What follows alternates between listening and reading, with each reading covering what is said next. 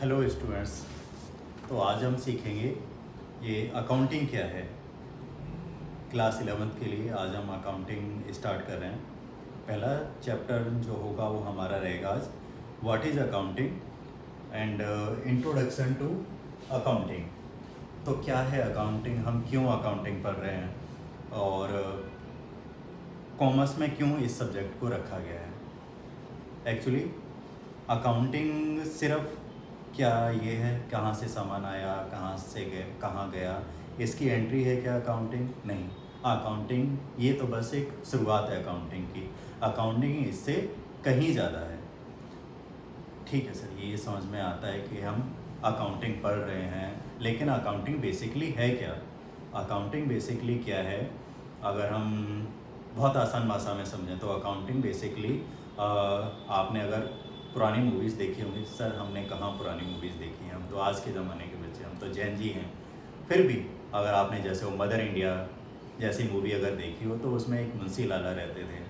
तो जो बेसिकली हमारा काम है वो क्या है, एक अकाउंटेंट का क्या काम है, किसी भी फर्म में, किसी कंपनी में, किसी पार्टनरशिप फर्म में क्या काम है, बेसिकली किसी भी अकाउंटेंट का काम है जो भी ट्रांजैक्शंस होते हैं किसी भी बिजनेस के अंदर, चाहे वो कुछ सामान खरीदा हो, सामान कुछ बेचा हो, ये सारी की सारी ट्रांजैक्शंस जो रिकॉर्ड करेंगे उनको हम अकाउंटेंट्स बोलते हैं।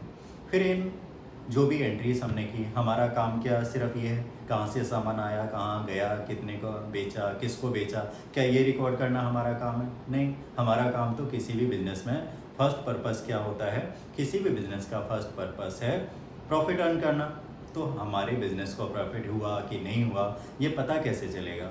ये पता चलता है जब हम अपनी फाइनेंशियल स्टेटमेंट्स बनाएंगे। सिर्फ फाइनेंशियल स्टेटमेंट्स क्या हैं, धीरे धीरे आपको पता चलेगा कि फाइनेंशियल स्टेटमेंट्स क्या होती हैं। लेकिन अभी हम मोटा मोटा ये समझ लेते हैं, फाइनेंशियल स्टेटमेंट्स का मतलब है ऐसी ऐसी बुक्स जो हमें, ऐसे लेजर्स जो हमें ये बताएंगे ओवर द ईयर हमें प्रॉफिट हुआ है कि लॉस हुआ है किसी भी बिजनेस के अंदर। तभी तो हम डिसाइड कर पाएंगे कि अगले साल हमें अपने बिजनेस को कंटिन्यू करना है कि नहीं करना है। इस वजह से हमें क्या करना पड़ेगा, फिनेंशियल स्टेटमेंट्स बनाने पड़ेंगे। और वो फिनेंशियल स्टेटमेंट्स कैसे बनेंगी, वो अकाउंटिंग की हेल्प से बनेंगी। सर ये अकाउंटिंग क्या है और अकाउंटेंसी क्या है, इन टर्म्स का मीनिंग भी हम आगे आने वाले वीडियोस में देखेंगे कि अकाउंटिंग क्या है और अकाउंटेंसी क्या है। अकाउंटेंसी बेसिकली एक सब्जेक्ट है, अकाउंटिंग उसका एक पार्ट है, जिसमें अकाउंटेंसी में क्या क्या आएगा, बुक कीपिंग भी आएगा और अकाउंटिंग भी आएगा। सर ये बुक कीपिंग क्या है हम आगे देखेंगे, अभी फ़िलहाल कुछ सर्टेन टॉपिक्स हैं हमारे पास, हम सिर्फ वही देखेंगे अकाउंटिंग में कि अकाउंटिंग क्या है। बेसिकली आज हमारा जो फोकस है वो 2-3 चीज़ों पर है। एक अकाउंटिंग के बारे में जानना और ये जानना कि डबल एंट्री बुक कीपिंग क्या है, क्योंकि आप जो भी बुक रेफ़र करेंगे अपनी क्लास 11th में उसका जो टाइटल होगा वो टाइटल ही यही होगा, double entry book keeping system.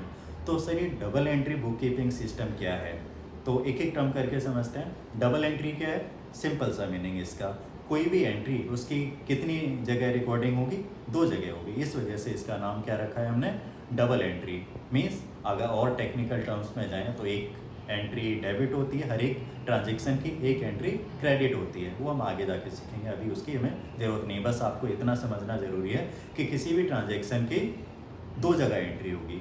ठीक है, ये हुआ double entry book keeping system. Book keeping system क्या है, ये जो भी हम ट्रांजेक्शन्स कर रहे हैं इनको लिखना, क्या खरीदा क्या बेचा, ये सारी की सारी क्या कहलाती हैं, ट्रांजेक्शन्स कहलाती हैं। और इन ट्रांजेक्शन्स को जहाँ लिखा जाता है, जिन बुक्स में लिखा जाता है, उसे हम बोलते हैं book keeping, simple.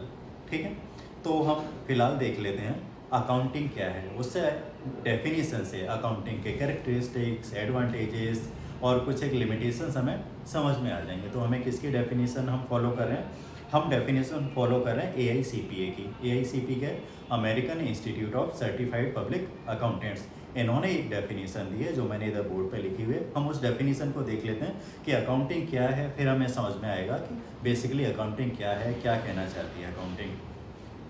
Accounting is the art of recording, classifying and summarising in a significant manner and in terms of money, transactions and events which are in part at least of a financial character and interpreting the results thereof. तो basically accounting क्या है? Accounting का मतलब है एक art है। किस चीज़ की आर्ट है? रिकॉर्डिंग की। रिकॉर्डिंग का क्या मतलब है? कोई भी ट्रांजैक्शन हुई उसको रिकॉर्ड करना। जैसे सिंपल, आज हमने 10,000 रुपये का सामान बेचा, तो इसको लिख लिया कि आज हमने 10,000 रुपये का सामान बेचा। ये क्या कहलाया? ये कहलाया हमारा रिकॉर्डिंग। क्लासीफाइंग क्या है? सामान खरीदने वाली सारी ट्रांजैक्शंस एक जगह, सामान बेचने वाली ट्रांजैक्शन सारी की सारी एक जगह। अगर हमारी बिजनेस फर्म में या कंपनी में या पार्टनरशिप फर्म में एम्प्लॉइज़ हैं, उनको हमने सैलरी दी होगी तो उनका एक जगह अकाउंट, इसको बोलते हैं हम क्लासिफिकेशन। नेक्स्ट क्या है? समराइजिंग कैसे करेंगे हम? ये सारी की सारी ट्रांजैक्शंस को समराइज करना एक जगह कहीं, मीन्स किसी एक लेजर में, ये क्या कहलाता है? समराइजिंग कहलाता है। क्लासीफाइंग क्या था? खरीदने की ट्रांजैक्शंस अलग, बेचने की ट्रांजैक्शंस एक अलग, ये क्या कहलाएगा? क्लासीफाइंग कहलाएगा। समराइजिंग क्या है? उनको समराइज करना किसी एक अकाउंट में या किसी एक बुक में अलग से। Next is in a significant manner and in terms of money. किसकी टर्म्स में? तो हम कोई भी ट्रांजैक्शन अकाउंटिंग में अगर लिखते हैं तो किसकी टर्म्स में लिखते हैं? मनी की टर्म्स में लिखते हैं। फॉर एग्जांपल, कोई बहुत अच्छा मैनेजर था मेरी बिजनेस फर्म में, लेकिन वो छोड़ के चला गया, लेकिन वो मैनेज बहुत अच्छा से करता था हमारे बिजनेस को, लेकिन अब वो चला गया। तो इसकी वजह से क्या शॉर्ट टर्म में हमारा बिजनेस इम्पैक्ट होगा? डेफिनेटली इम्पैक्ट होगा। लेकिन क्या हम इसको लिख सकते हैं? अंदाज़ा लगा सकते हैं कि कितना लॉस हुआ उसके जाने की वजह से उस मैनेजर के? हम ये अंदाज़ा नहीं लगा सकते। तो क्या हम ये रिकॉर्ड कर सकते हैं? हम ये रिकॉर्ड नहीं कर पाएंगे। क्यों? क्योंकि हम अपनी अकाउंटिंग में वही ट्रांजैक्शंस को रिकॉर्ड कर सकते हैं जो मनी की टर्म्स में मेजर की जा सकती हैं या मनी की टर्म्स में वैल्यू की जा सकती हैं। बाकी किसी और ट्रांजैक्शन को हम अपनी अकाउंटिंग बुक्स में नहीं लिख पाएंगे। Transactions and events which are in part at least of a financial character. कम से कम कुछ पार्ट तो उनका किसका? फाइनेंशियल नेचर का हो तो हम लिख पाएंगे उसको। फाइनेंशियल कैरेक्टर है interpreting the results thereof. उसके बाद लिखने के बाद इंटरप्रेट करना है इसके रिजल्ट्स को। जैसे इंटरप्रेट क्या करेंगे? हमने पूरे साल अकाउंट्स बनाते रहे, साल के एंड में हमें पता चला कि हमने इंटरप्रेट किया, हमने निकाला कि हमें प्रॉफिट हुआ कि लॉस ही हुआ। ये क्या कहलाएगा? हमारा इंटरप्रिटेशन ऑफ द रिजल्ट्स कहलाएगा। यहाँ तक आपको समझ में आए? तो बेसिकली अकाउंटिंग क्या है? AICPA के according accounting is the art of recording, classifying and summarising in a significant manner and in terms of money, transactions and events which are in part at least of a financial character and interpreting the results thereof। ठीक है। Next topic है हमारा what is double entry book keeping system. ये हमने अभी आपको समझा कि double entry book keeping system क्या है? एक ऐसा सिस्टम जहाँ हर एक ट्रांजेक्शन्स की कितनी एंट्री होती हैं? मिनिमम 2 एंट्रीज होती हैं। सर ये 2 एंट्री हम क्यों कर रहे हैं? क्योंकि एक जगह एंट्री करने से हो सकता है कोई एंट्री काट दे या हमसे गलती हो जाए, लेकिन एक ही एंट्री की जब 2 जगह एंट्रीज होती हैं तो हम क्रॉस वेरिफिकेशन कर सकते हैं कि हो सकता है एक जगह गलती हुई हो लेकिन दोनों जगह गलती होना पॉसिबल नहीं होता। इसीलिए हम हर एक ट्रांजैक्शन की 2 जगह एंट्री करेंगे। Next is what are characteristics of accounting. Characteristics of accounting क्या है?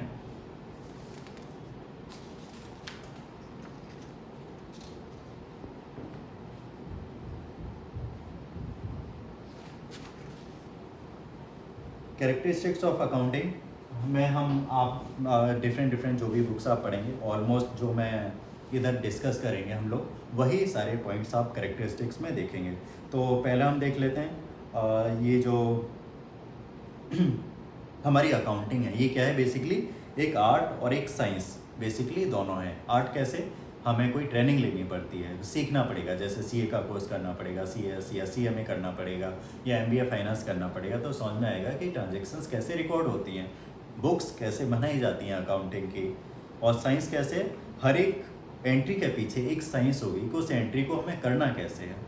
इस वजह से अकाउंटिंग क्या है? एक साइंस भी है और एक तरीके से आर्ट भी है। नेक्स्ट है रिकॉर्ड्स फाइनेंशियल ट्रांजेक्शन्स ओनली।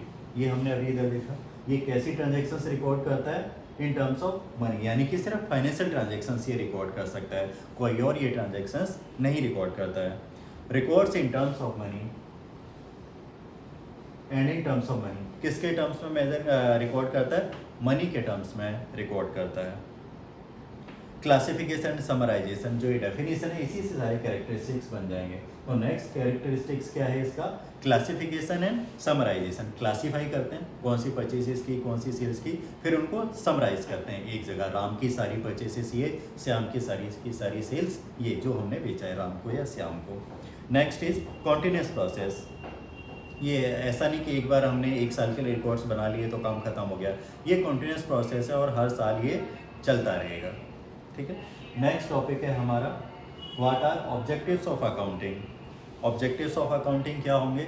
सबसे पहला ऑब्जेक्टिव होगा maintain systematic records. Systematic records को क्या करना? मेंटेन करना। क्या कहलाता है? Objectives of account, one of the objective of accounting है। क्यों रिकॉर्ड क्यों करना है? ऑब्जेक्टिव क्यों बनाया हुआ है हमने? क्यों? क्योंकि हमारी ह्यूमन मेमोरी लिमिटेड है, इस वजह से हम सारी चीज़ों को याद नहीं रख पाएंगे। इस वजह से एक सिस्टमेटिक रिकॉर्ड हमें बनाना पड़ता है, जिसके बेसिस पे हम ये बाद में जज कर पाएंगे 1 साल बाद कि हमें प्रॉफिट हुआ है कि लॉस हुआ है। सर ये बार बार आप 1 साल का नाम क्यों लेते हैं? क्यों 1 साल बाद ही हमें अपने अकाउंट्स देखने हैं? क्या हम 1 महीने बाद, 6 महीने बाद या हर रोज़ नहीं देख सकते कि हमें प्रॉफिट हुआ है कि लॉस हुआ है? हम ऑफकोर्स आजकल क्योंकि सॉफ्टवेयर्स में सारे अकाउंट्स मेंटेन किए जाते हैं, तो हम देख सकते हैं पर डे के बेसिस पे भी हमें लॉस हुआ है लॉस हो रहा है कि प्रॉफिट चल रहा है। लेकिन generally according to periodicity concept, आगे हम प्रिंसिपल्स ऑफ अकाउंटिंग पढ़ेंगे तो वहाँ हम पढ़ेंगे कि ढेर सारे कॉन्सेप्ट्स हैं, तो उसमें one of the concept is periodicity concept, जिसके अकॉर्डिंग हमने, क्योंकि हमें लाइफ नहीं पता अपने बिजनेस की कि 10 साल चलेगा, 100 साल चलेगा, 1000 साल पहले चलेगा, इस वजह से हमने पूरी लाइफ को, जो हमारी बिजनेस की लाइफ है, उसको पीरियड्स में बाइफरकेट किया हुआ, 1-1 साल का एक पीरियड। अकाउंट फाइनेंशियल ईयर या अकाउंटिंग ईयर कहाँ से कहाँ तक है हमारे इंडिया में? 1 अप्रैल से लेकर 31 मार्च तक हमारा फाइनेंशियल ईयर चलता है। उसी के अकॉर्डिंग सारी कंपनीज, सारी फर्म्स क्या बनाती हैं? अपने अकाउंट्स को बनाती हैं। नेक्स्ट ऑब्जेक्टिव क्या है हमारा? प्रॉफिट या लॉस डिटरमिन करना। हम अगर यही नहीं पता कर पाएंगे कि हमारे बिजनेस में प्रॉफिट हो रहा है कि लॉस हो रहा है, तो हम अपने बिजनेस को कैसे कंटिन्यू कर पाएंगे? अगर हमें लॉस हो रहा है तो हमें बिजनेस बंद कर देना चाहिए, और अगर हमें प्रॉफिट हो रहा है तो हमें बिजनेस को कंटिन्यू करते रहना चाहिए, और ये देखना चाहिए कहाँ से प्रॉफिट हो रहा है उस चीज़ को और ज़्यादा बढ़ाएंगे, और जहाँ से लॉस हो रहा है उस चीज़ को कम करते जाएंगे। Next is to depict financial position. Financial position क्या होती है? फिनेंशियल पोजीशन का मतलब है कि ओवरऑल मेरी बिजनेस में क्या क्या है। जैसे मेरे पास कैश रखा हुआ है 10,000 रुपये का, लेकिन मुझे उधारी भी लोगों में, उधार में सामान खरीद के लाया था, और उधारी है मेरे पास 20,000 रुपये की, तो क्या मैं रीपे कर पाऊँगा उनको? मेरे पास तो कैसे ही नहीं है रीपे करने के लिए, 10,000 रुपये कम है। तो बेसिकली ये मोटा मोटा क्या है? एक फिनेंशियल पोजीशन है कि मेरी फिनेंशियल पोजीशन क्या है बिजनेस की। तो ये देखने के लिए हम क्या बनाते हैं? इधर बैलेंस शीट बनाते हैं। सर ये बैलेंस शीट क्या होती है? आगे जब हम टर्म्स ऑफ अकाउंटिंग देखेंगे तो वहाँ देखेंगे कि बैलेंस शीट क्या होती है। बैलेंस शीट फिलहाल एक स्टेटमेंट आप कह सकते हैं, एक ऐसी स्टेटमेंट है जो हमें ये बताती है कि हमारे पास असेट्स कितनी हैं और हमारे पास लाइबिलिटीज़ कितनी हैं। असेट्स जो मेरी खुद की संपत्तियां हैं, और लाइबिलिटीज़ जो मुझे वापस करना है, उधारी है मेरे ऊपर। Next is provide financial information to users. जो यूजर्स हैं उनको क्या करना? फाइनेंशियल इंफॉर्मेशन प्रोवाइड करना। जैसे यूजर्स कौन कौन होंगे? मेरे एम्प्लॉइज़ होंगे। क्यों? क्योंकि अगर प्रॉफिट हुआ है तो वो बोनस मांगने आ जाएंगे, बोनस नहीं दिया तो फिर लड़ाई झगड़ा होगा। और कौन होगा फाइनेंशियल पोजीशन को? गवर्नमेंट को फाइनेंशियल पोजीशन आपकी जानने में इंटरेस्टेड होते। क्यों? क्योंकि अगर आपने प्रॉफिट कमाया है तो आपको क्या पे करना पड़ेगा? इनकम टैक्स पे करना पड़ेगा। ऐसी अदर एजेंसीज़ के अपने अपने यूजेस होते हैं। इंटरनल यूजर्स कौन कौन होते हैं? इंटरनल यूजर्स होते हैं हमारे ओनर्स, मैनेजर्स या employees. Employees exactly are not internal users if they don't have access to the financial statements. जैसे बैलेंस शीट में क्या हो रहा है, अगर उनके पास एक्सेस नहीं है तो इंटरनल यूजर्स में नहीं काउंट होंगे। जनरली एम्प्लॉइज़ को हम एक्सटर्नल यूजर्स में काउंट करते हैं। लेकिन जो बोर्ड ऑफ डायरेक्टर्स हैं या फिर सीनियर लेवल मैनेजर्स हैं जिनके पास एक्सेस है अकाउंटिंग की या अकाउंट्स की किसी बिजनेस की, उनको हम इंटरनल यूजर्स में काउंट करते हैं। एक्सटर्नल यूजर्स कौन कौन हुए? बैंक्स हुए, आपकी वर्थ दे के मीन्स जैसे आप लोन लेने गए किसी बैंक से, तो क्या आप लोन देने के लायक भी हैं कि नहीं, ये कोई भी बैंक असेस करेगा तभी आपको लोन देगा। अगर आपके पास एसेट्स ही नहीं है, आपके पास कैपेबिलिटी नहीं है कि आप रीपे कर पाएंगे, तो कोई भी बैंक हमें लोन क्यों देगा, तो हमें कोई भी बैंक लोन नहीं देगा। इस वजह से उनको भी बैलेंस शीट की बेसिकली ज़रूरत पड़ती है, जैसे कि वो असेस कर पाएँ। Next is to detect frauds and errors. किसी भी बिजनेस फर्म में कोई फ्रॉड चल रहा है या कोई एरर हो रहे हैं, तो हम कैसे पता लगा पाएंगे, वो हम अकाउंटिंग के थ्रू ही लगा पाएंगे। जैसे बिजनेस में कोई सामान खरीदा गया 10,000 रुपये का, लेकिन अकाउंटेंट ने उसको लिख दिया 20,000 रुपये, तो कैसे ये पता चलेगा ये एक फ्रॉड कर रहा है अकाउंटेंट, तो कैसे पता चलेगा, कैश कितना पे किया गया है उस फर्म को। वहाँ से हम देखेंगे कि कैश तो सिर्फ 10,000 रुपये ही पे किया गया, तो 20,000 रुपये का सामान आपने कहाँ क्यों लिखा। ठीक है, इस तरीके से हम फ्रॉड्स एंड एरर्स को भी डिटेक्ट कर सकते हैं। और हो सकता है उसने गलती से लिख दिया, तो हम वो जो कैश पे किया गया वो स्टेटमेंट देखेंगे, पासबुक देखेंगे अगर बैंक के थ्रू पे किया गया था, और पता चल जाएगा कि इस पर्सन को 10,000 रुपये पे किए गए थे, ना कि 20,000 रुपये। तो ये इंटेंशनल एरर भी हो सकता है और फ्रॉड भी हो सकता है। Next is what are functions of accounting. Functions of accounting क्या है, मेंटेनिंग सिस्टमेटिक अकाउंटिंग रिकॉर्ड्स, जो हमारा ऑब्जेक्टिव भी था, अभी फंक्शन भी वही है। Next is preparation of financial statements. Financial statements क्या है, P&L अकाउंट बनाना या इनकम स्टेटमेंट बनाना, ट्रेडिंग अकाउंट बनाना और बैलेंस शीट बनाना, ये सब क्या कहलाता है, फाइनेंशियल स्टेटमेंट्स कहलाता है। Meeting legal requirements. Legal requirements क्या है, जैसे कोई लॉ हमें बोल दे कि आपको अकाउंटिंग रिकॉर्ड्स बनाने ही हैं, जैसे कंपनी एक्ट बोलता है, GST लॉ बोलता है, तभी तो असेस कर पाएंगे कि आपको कितना GST पे करना है या कंपनी को कितना इनकम टैक्स पे करना है, जो भी उनके प्रॉफिट्स हैं या उनके अर्निंग्स हैं। इस वजह से लीगल रिक्वायरमेंट्स मीट करने के लिए भी हमें क्या करना पड़ता है, अपनी फाइनेंशियल स्टेटमेंट्स बनानी पड़ती हैं। Communicating financial data. Communicating financial data means जो हमारे इंटरनल यूजर्स या एक्सटर्नल यूजर्स हैं उनको हम कम्युनिकेट करेंगे कि ओवर द ईयर मीन्स एक साल में हमने जो हमारा बिजनेस है उसने प्रॉफिट अर्न किया है कि लॉस अर्न किया है। Next is assisting management. Assisting management means management को असिस्ट करेंगे ये जो अकाउंटिंग रिकॉर्ड्स होंगे कि कोई भी जो प्रोडक्ट है, सपोज 10 प्रोडक्ट हम बनाते हैं, अब 10 के 10 प्रोडक्ट्स की हमें प्रॉफिटेबिलिटी देखनी पड़ेगी। हो सकता है उसमें से 6 प्रोडक्ट बहुत अच्छा कर रहे हैं और 4 प्रोडक्ट्स में हमें लॉस आ रहा होगा। तो अगर ये फाइनेंशियल रिकॉर्ड्स ही नहीं होंगे, हमारे पास अकाउंटिंग डेटा ही नहीं होगा, तो हम कैसे असेस कर पाएंगे कि किस प्रोडक्ट में प्रॉफिट हो रहा है और किस प्रोडक्ट में लॉस हो रहा है। तो जब हम अगर कोई हमें पता चल जाएगा अकाउंटिंग रिकॉर्ड से कि किस प्रोडक्ट में हमें लॉस हो रहा है, तो हम उस प्रोडक्ट को डिसकंटिन्यू करेंगे, और जो प्रोडक्ट में प्रॉफिट हो रहा होगा हम उस प्रोडक्ट पे और ज़्यादा फोकस करेंगे, और ज़्यादा उसमें काम करेंगे, और ज़्यादा अच्छे से काम करेंगे तो और ज़्यादा प्रॉफिट अर्न करेंगे। तो ये 5 पॉइंट थे हमारे objectives of functions of accounting के। Sorry, next is what are advantages of accounting. Accounting के क्या एडवांटेजेस हैं, क्यों हम ये रिकॉर्ड्स बनाना चाहते हैं। तो बेसिकली प्रोवाइड्स, पहला इसका फ़ायदा है, provides complete information. Complete information means overall health बताता है कि किसी कंपनी में क्या चल रहा है, मीन्स बेसिकली वहाँ प्रॉफिट हो रहा है कि लॉस हो रहा है। तो ऐसी अगर हम इन्वेस्टर हैं तो क्या हम ऐसी किसी कंपनी में इन्वेस्ट करना चाहेंगे जहाँ लॉस हो रहा होगा? Obviously not. हम ऐसी कंपनी में क्यों इन्वेस्ट करना चाहेंगे जो प्रॉफिट ही नहीं अर्न कर रही होगी। Next is assessment of operational efficiency. Assessment of operational efficiency means हम ये देखेंगे कि ओवर द ईयर्स हमारा प्रॉफिट बढ़ रहा है कि घट रहा है। जैसे 2025 में हमारा प्रॉफिट था 10 करोड़, 2026 में हमारा प्रॉफिट हुआ 12 करोड़। इट मीन्स कितना इंक्रीज आया, 20% इंक्रीज आया है मेरे प्रॉफिट में।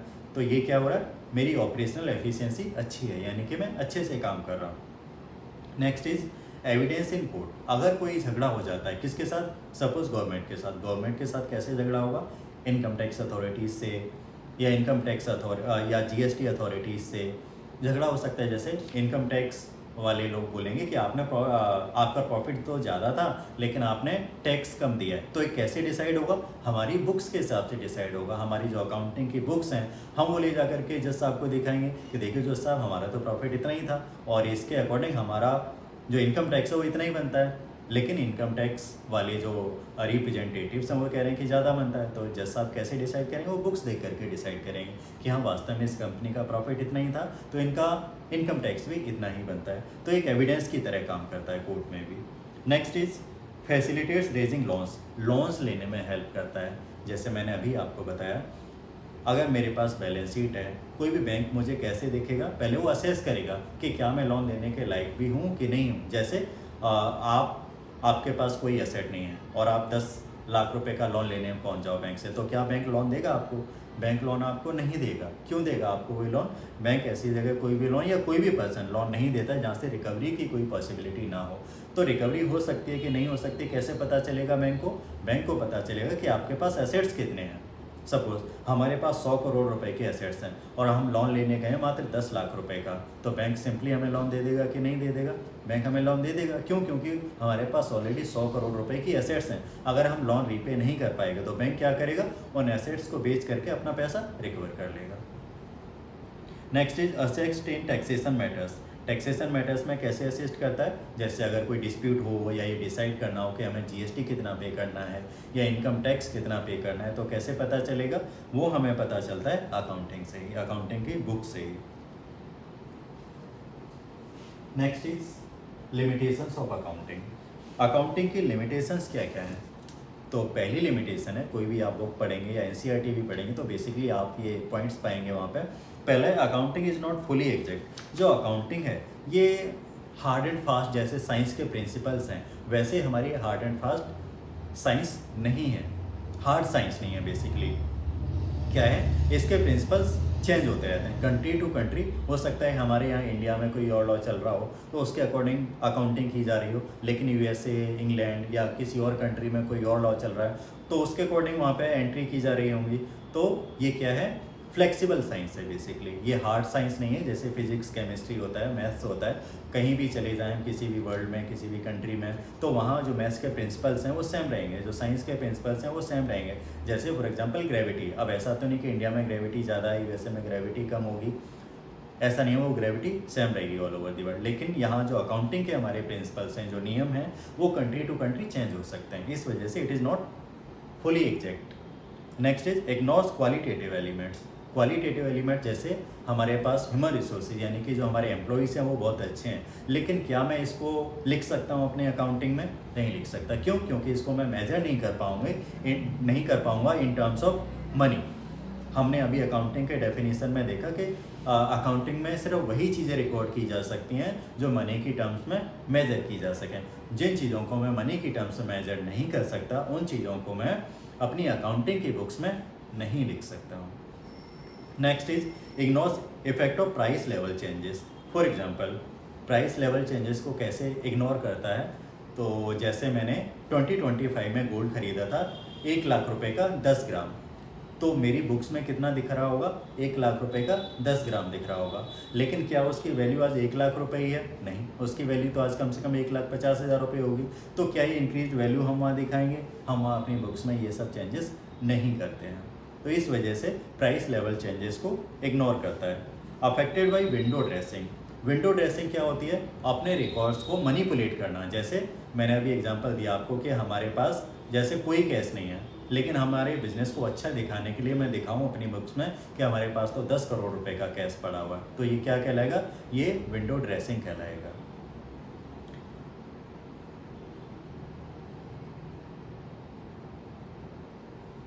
में लीड टू बायस। बायस कैसे अकाउंटिंग में आ सकता है? जैसे मैंने अभी आपको बताया कुछ पॉलिसीज होंगी, जैसे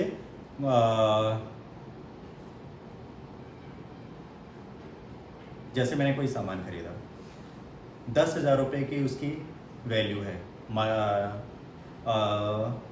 जो अभी हम मार्केट में है, लेकिन एक्चुअली में हमको उसका जो रेट मिला है वो 8,000 रुपीज़ मिला है। तो मेरी मर्जी होगी कि मैं क्या कहते हैं उसको 8,000 रुपीज़ दिखाऊँ या 10,000 रुपीज़ दिखाऊँ। या दूसरा एग्जांपल, एक डेप्रिसिएशन चीज़ होती है या कोई भी मेथड आप गवर्नमेंट के पास फर्म्स के पास चॉइस होती है कि वो कौन से मेथड से कोई चीज़ कैलकुलेट करना चाहते हैं, तो वहाँ बाइस आ सकता है। जैसे मुझे दिल्ली से देहरादून जाना है, तो दिल्ली से देहरादून जाने के कई रास्ते होंगे, तो जो व्यक्ति हो सकता है उसको किसी को रोड से जाना पसंद हो तो रोड वाला रास्ता चूज़ करेगा, किसी को ट्रेन से जाना पसंद है तो ट्रेन वाला रास्ता चूज़ करेगा। तो यहाँ क्या आ जाएगा, बायस आ जाएगा। अलग अलग लोग तो अलग अलग तरीके वहाँ पहुँचने के। वैसे ही इधर अकाउंटिंग में भी कुछ ऐसी चीज़ें होती हैं जो आप अपनी मर्ज़ी के हिसाब से कर सकते हो। एग्जैक्टली वो क्या है वो हम आगे के चैप्टर्स में जब पढ़ेंगे तो आपको वो टेक्निकल टर्म्स क्लियर होंगी कि डेप्रिसिएशन क्या है। डेप्रिसिएशन के 2 मेथड्स हैं, हम जिस मेथड से चाहें उस मेथड से अपनी बुक्स बना सकते हैं। लेकिन क्योंकि अभी आप नए हैं, आपको नहीं पता डेप्रिसिएशन क्या है, इस वजह से मैं उस डिटेलिंग में नहीं जा रहा हूँ, टेक्निकल टर्म्स में मैं नहीं जा रहा हूँ। जब हम आगे के चैप्टर पढ़ेंगे तो ये आपको अच्छे से क्लियर हो जाएगा। Next is what is the role of accounting in business. तो रोल क्या है अकाउंटिंग का, तो अकाउंटिंग का बेसिकली 2-3 ही रोल हैं। एक तो ये कि इंफॉर्मेशन सिस्टम है। अकाउंटिंग क्या प्रोवाइड करता है, इंफॉर्मेशन प्रोवाइड करता है हमें। किसके लिए, हमने कौन कौन सी ट्रांजेक्शन्स की हैं, एसेट्स क्या हैं हमारे पास, लाइबिलिटीज़ क्या हैं हमारे पास, क्रेडिटर्स क्या हैं, डेटर्स क्या हैं, ये सब भी टेक्निकल टर्म्स में जो हम अकाउंटिंग बेसिक अकाउंटिंग टर्म्स जब देखेंगे उस चैप्टर में हम ये देखेंगे कि क्रेडिटर्स क्या होते हैं, डेटर्स क्या होते हैं, लाइबिलिटीज़ क्या होती हैं, एसेट्स क्या होती हैं, ड्राइंग्स क्या होती हैं, etcetera etcetera. Next is language of business. जैसे इंग्लिश एक कम्युनिकेशन की लैंग्वेज है, हिंदी एक कम्युनिकेशन की लैंग्वेज है, वैसे ही जो बिज़नेस है उसकी लैंग्वेज क्या है, उसकी लैंग्वेज है अकाउंटिंग। तो बेसिकली किसी भी बिज़नेस को अगर हमें समझना है तो उसकी अकाउंटिंग को देखना पड़ेगा कि वो अकाउंटिंग क्या बता रही है। अकाउंटिंग मीन्स हमें बैलेंस शीट देखनी पड़ेगी, प्रॉफिट एंड लॉस अकाउंट देखना पड़ेगा या ट्रेडिंग अकाउंट देखना पड़ेगा। वहाँ से हमें समझ में आएगा कि सेल्स कितनी हुई है, प्रॉफिट कितना हुआ है, असेट्स कितना है, कैश कितना है बिजनेस के पास। Next is decision making pillar. Decision making pillar कैसे है अकाउंटिंग, मैंने भी आपको समझाया कि कोई भी प्रोडक्ट अगर प्रॉफिटेबल होगा तो ही हमें उसको कंटिन्यू करना है, अगर वो प्रॉफिटेबल नहीं है तो क्या करना है हमें, तो डिसकंटिन्यू करना है। तो ये हमें कहाँ से पता चलेगा, ये हमें पता चलेगा अकाउंटिंग से। ठीक है, तो बेसिकली हमने क्या क्या देखा, सबसे पहले तो हमने अकाउंटिंग क्या है वो देखा, फिर देखा कि double entry book keeping system क्या है, फिर हमने देखा कि कैरेक्टरिस्टिक्स क्या हैं, विशेषताएं क्या हैं अकाउंटिंग की, फिर हमने देखा ऑब्जेक्टिव्स क्या हैं अकाउंटिंग के, फिर हमने देखा फंक्शंस क्या हैं अकाउंटिंग के, फिर हमने देखा एडवांटेजेस क्या हैं, लिमिटेशंस क्या हैं, what is the role of accounting in business. ये सारी चीज़ें हमने देखी। आई होप आपको ये सब चीज़ें समझ में आएंगी, आई मीन ये सारी टर्म्स आपको समझ में आई होंगी। अगर आपको कोई टर्म नहीं समझ में आई है या कोई टॉपिक आपको इनमें से क्लियर नहीं है तो आप कमेंट्स में लिख देंगे। मैं नेक्स्ट वीडियो जब भी बनाऊंगा तो आपको उसका एक्सप्लेनेशन दे दूंगा और अच्छे से और समझाने की आपको कोशिश करूंगा। Thank you so much. तो आज की क्लास हम यहीं ख़त्म करते हैं, नेक्स्ट वीडियो में फिर आगे की टॉपिक्स के साथ हम देखेंगे। Thank you so much.